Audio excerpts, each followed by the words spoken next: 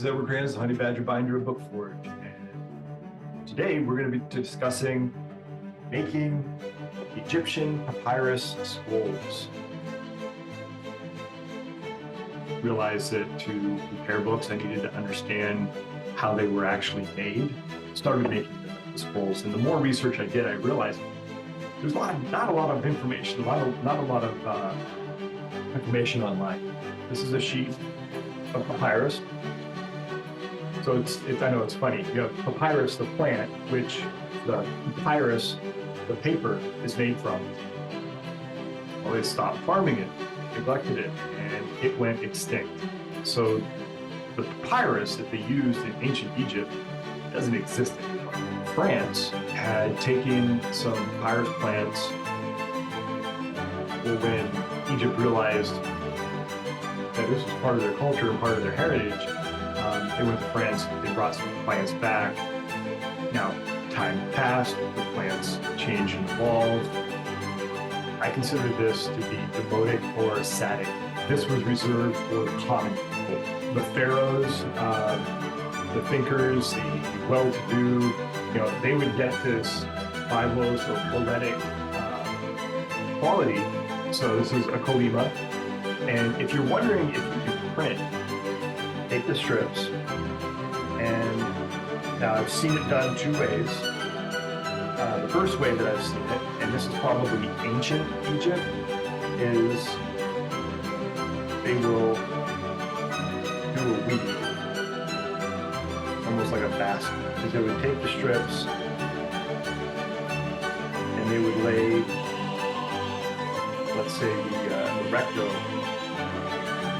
strips out, and then they would come over, and on top of that,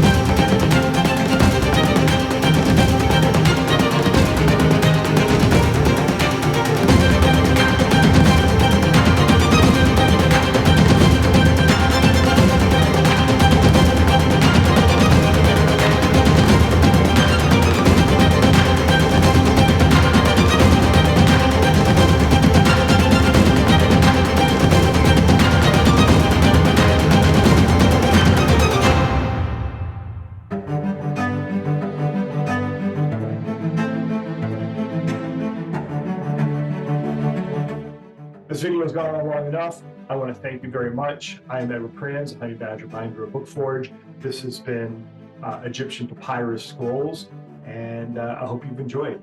Thank you very much. Thank you.